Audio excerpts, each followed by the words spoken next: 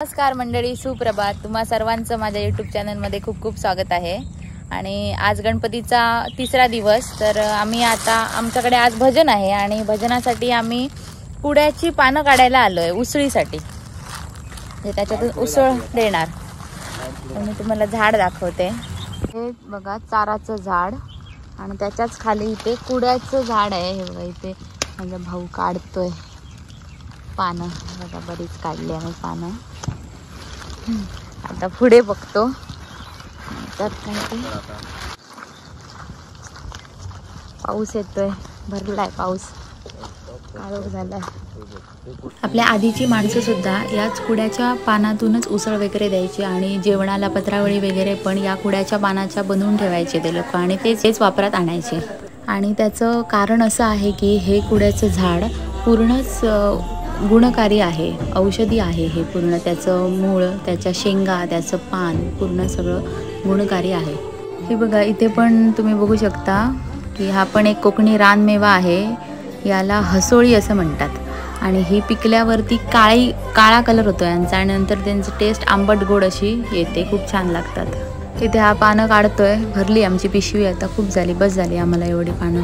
आपल्या पूर्वजांनी सुद्धा ज्या रूढी परंपरा चालू ठेवलेल्या आहेत आणि त्या पुढच्या पिढीला सुद्धा त्या कळाव्यात म्हणून आम्ही पण आता पानं घेऊन जातोय उसळीसाठी.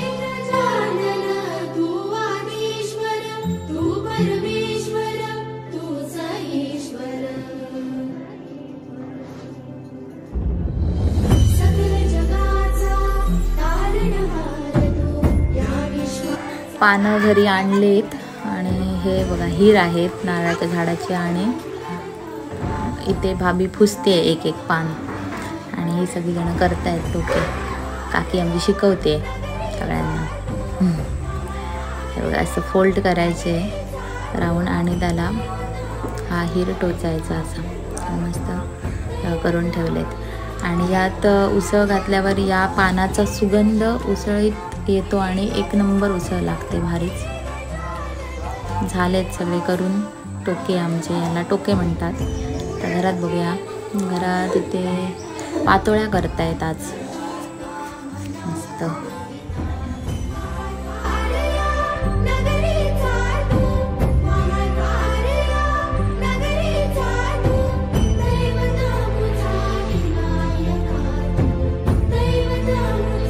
गणपतीकडे पण नैवेद्य दाखवला. आता डाळ भात, भाजी आणि पातोळ्या.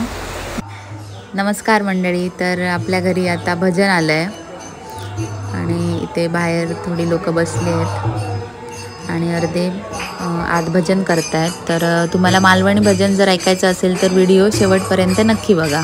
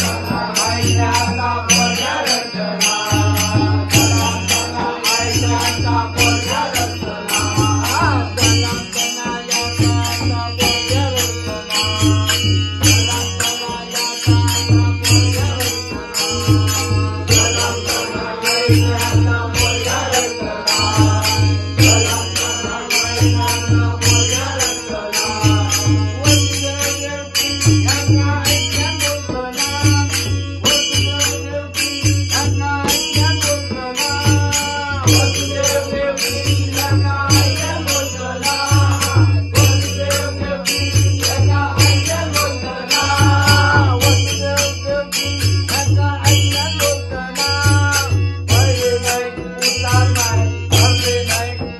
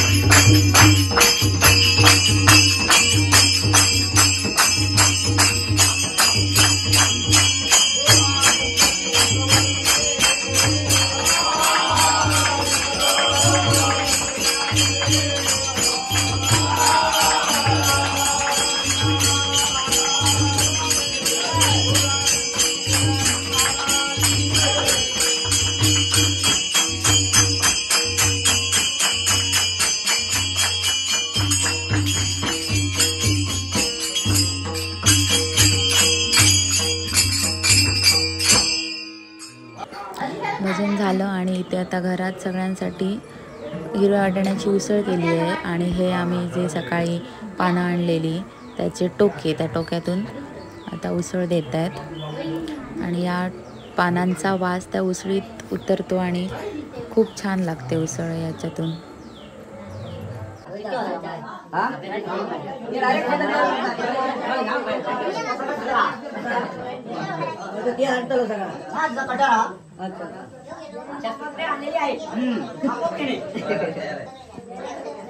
हे बघा कुड्याच्या पानाच्या टोक्यातील उसळ. आणि आता इथे आमचा शंभू पण भजनाला बसलेला, त्याच्यामुळे त्याला पण आम्ही चहा दिली आणि उसळ चहा पितोय आधी बघा. आपण